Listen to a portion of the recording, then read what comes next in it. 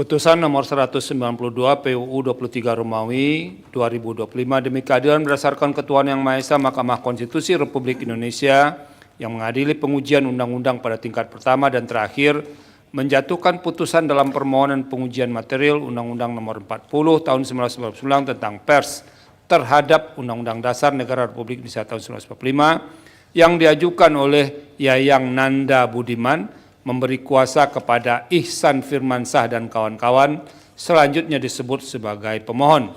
Membaca permohonan pemohon dan seterusnya dianggap telah diucapkan, duduk perkara dan seterusnya dianggap telah diucapkan, pertimbangan hukum, kewenangan mahkamah berwenang mengadili permohonan akuo, kedudukan hukum, pemohon memiliki kedudukan untuk bertindak sebagai pemohon dalam permohonan akuo, pokok permohonan, paragraf 3.8 sampai dengan paragraf 3.11 dan seterusnya dianggap telah diucapkan.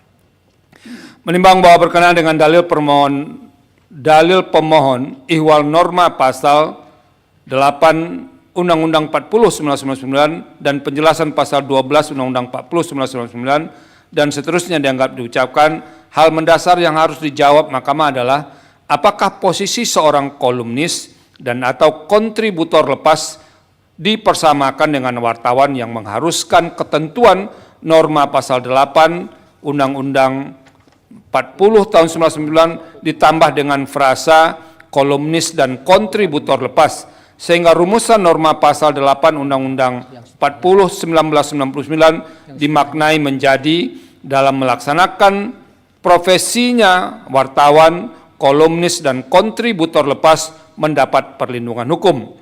Dalam batas penalaran yang wajar, pemandangan demikian akan berakibat pada jaminan perlindungan hukum yang sama bagi kolumnis dan atau kontributor lepas dengan jaminan perlindungan hukum bagi wartawan sebagaimana dimaktubkan dalam pasal 8 Undang-Undang 40 1999. Bila mana pasal 8 Undang-Undang 40 1999 dimaknai sebagaimana yang dimohonkan pemohon, tidak bisa tidak pemaknaan tersebut akan berdampak antara lain terhadap substansi penjelasan pasal 12 Undang-Undang 40 yang juga dimohonkan pemohon dalam permohonan akuo dan seterusnya dianggap diucapkan.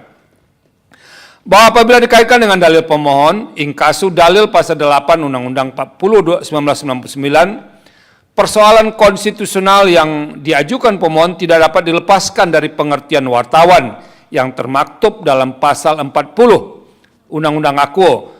Pasal 1 angka 4 Undang-Undang akuo membuat rumusan yang dimaksud wartawan adalah orang yang secara teratur melaksanakan kegiatan jurnalistik. Dalam hal ini sebagaimana ditegaskan dalam pasal 1 angka 1 Undang-Undang 40 1999, kegiatan jurnalistik meliputi dan seterusnya dianggap diucapkan. Berkenaan dengan hal tersebut dengan menggunakan pendekatan sistematis, ketentuan pasal 7 Undang-Undang 40 1999 dapat dimaknai memberikan batasan perihal pengertian wartawan, yaitu tergabung dalam organisasi profesi wartawan dan 2. terikat dengan kode etik jurnalistik. Meskipun demikian, pengertian yang dimuat dalam Undang-Undang 40 1999 tidak secara jelas mengatur ihwal hubungan antara wartawan dengan perusahaan pers dan seterusnya dianggap diucapkan.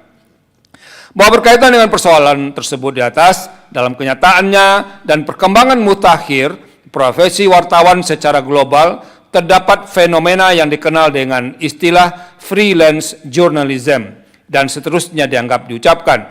Dengan demikian, freelance journalism dimaknai sebagai wartawan yang merdeka dalam hubungan kerja atau self-employed journalist dan tidak terikat dengan perusahaan pers dalam kaitannya dengan hubungan timbal balik dalam hubungan kerja antara hasil pekerjaan yang diberikan dengan gaji atau fasilitas yang diterima.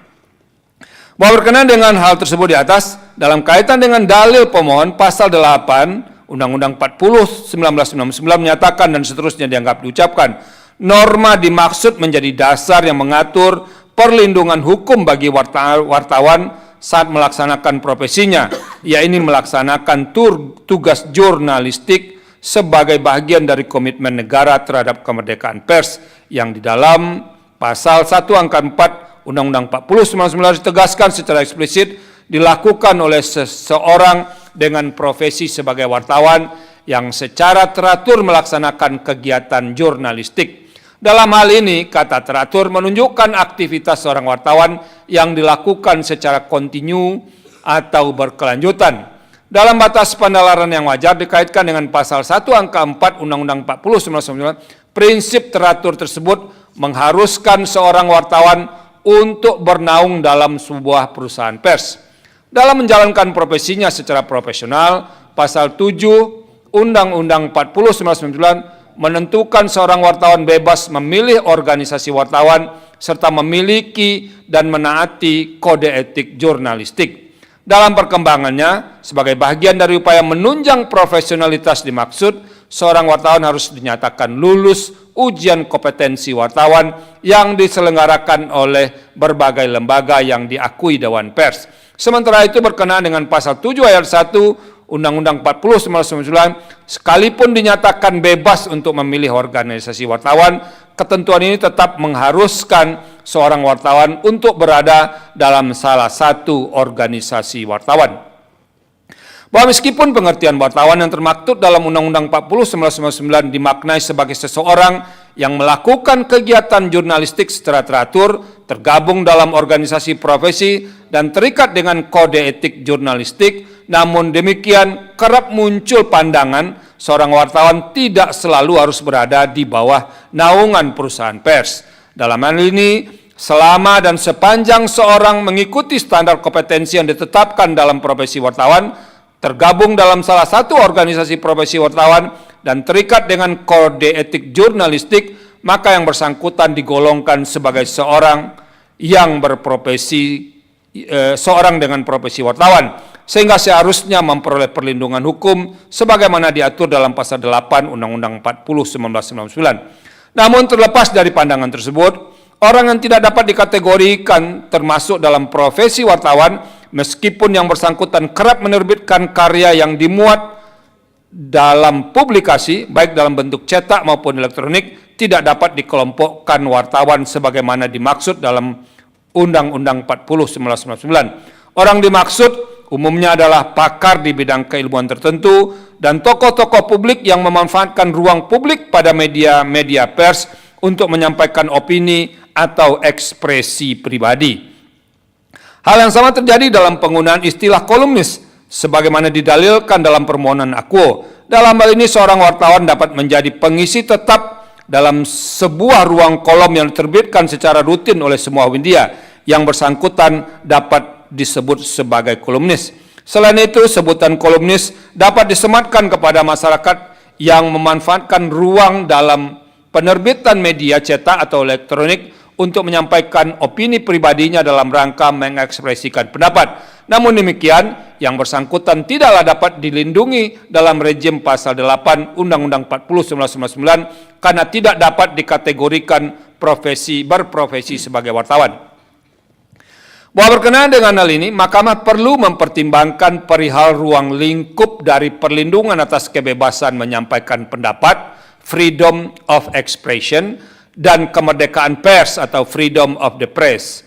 Kebebasan menyampaikan pendapat sebagai suatu hak konstitusional diatur secara tersurat sebagai hak atas kebebasan menyatakan pikiran dan sikap, hak atas kebebasan mengeluarkan pendapat, dan hak untuk mencari, memperoleh, memiliki, menyimpan, dan mengolah, dan menyampaikan informasi.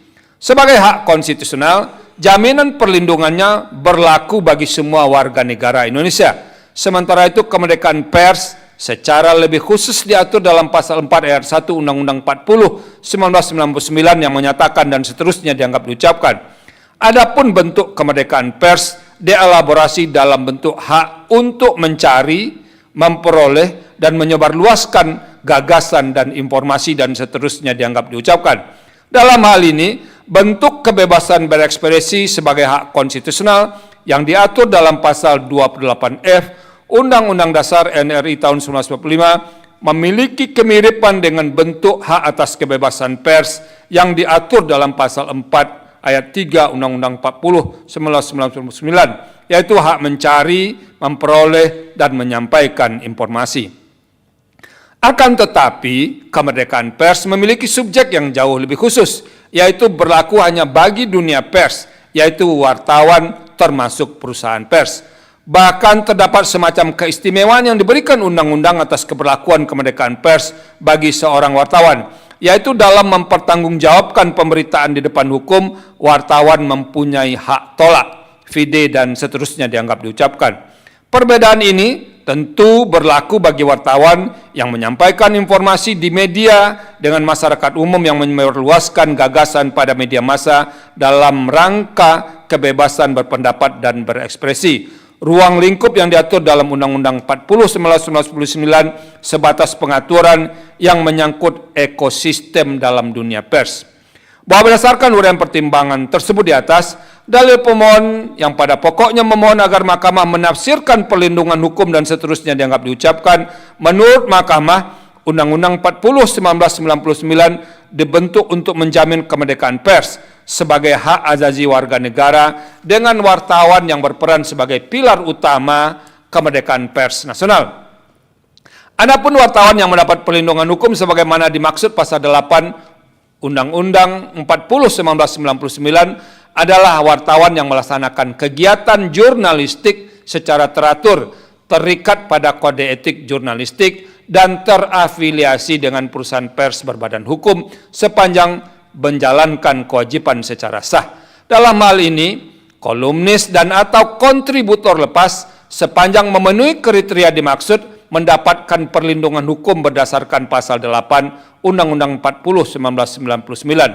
Sebaliknya, jika tidak memenuhi kriteria tersebut, maka kolumnis dan atau kontributor lepas tidak mendapatkan perlindungan hukum sebagaimana ketentuan pasal 8 Undang-Undang 40/1999. Pengaturan demikian bukan merupakan bentuk diskriminasi atau perbedaan perlakuan di hadapan hukum sebagaimana dalil pemohon. Karena meskipun tidak mendapatkan perlindungan hukum berdasarkan pasal 8 Undang-Undang 40/1999, bukan berarti kolumnis dan atau kontributor lepas tidak mendapat perlindungan hukum sama sekali dalam menjalankan profesinya.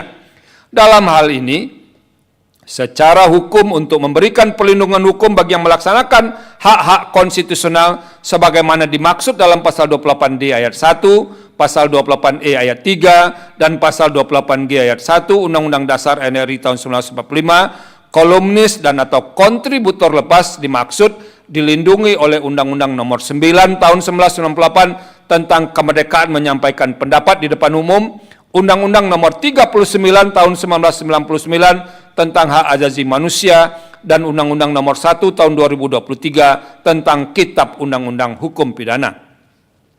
Bahwa selanjutnya iwal penjelasan pasal 12 Undang-Undang Nomor 40 tahun 1999 yang dimohonkan pemohon dan seterusnya dianggap diucapkan.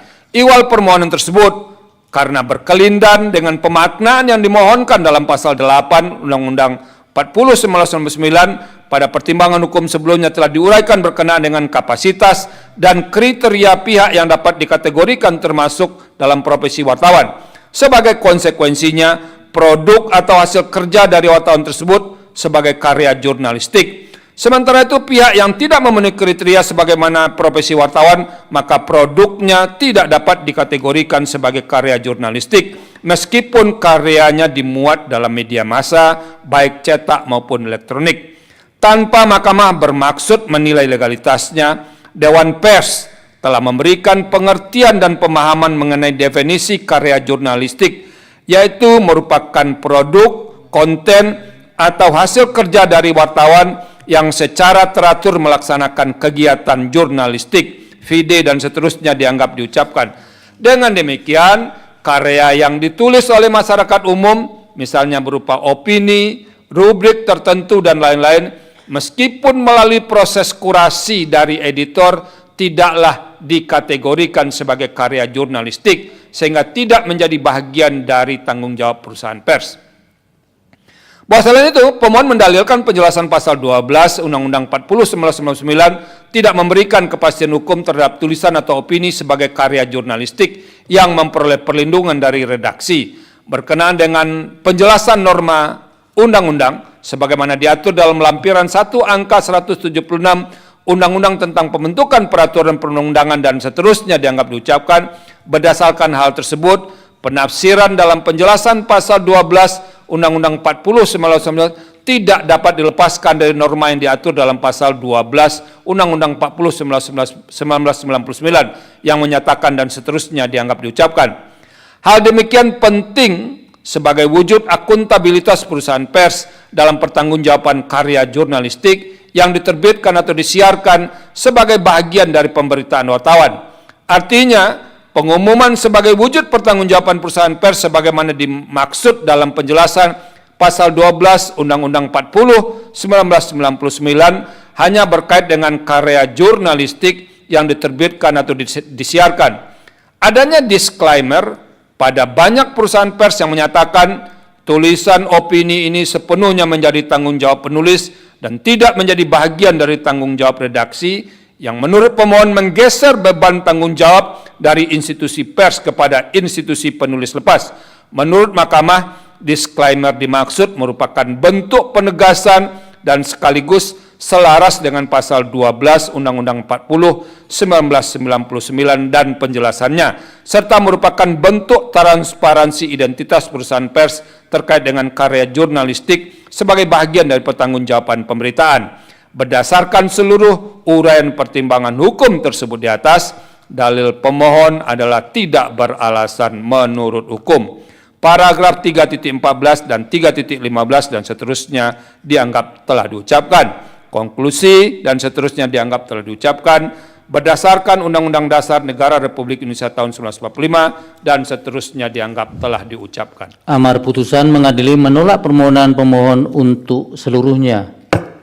Demikian diputus dalam rapat permusyawaratan hakim oleh 8 hakim konstitusi, yaitu nama-nama hakim dianggap diucapkan pada hari Kamis tanggal 11 bulan Desember tahun 2025 yang diucapkan dalam sidang plenum Mahkamah Konstitusi terbuka untuk umum pada hari Senin tanggal 19 bulan Januari tahun 2026 selesai diucapkan pukul 11:40 waktu Indonesia Barat oleh 8 hakim konstitusi, yaitu nama-nama hakim juga dianggap diucapkan dengan dibantu oleh Rizky Amalia sebagai panitera pengganti serta dihadiri pemohon dan atau kuasanya, Dewan Perwakilan Rakyat atau yang mewakili, dan Presiden atau yang mewakili.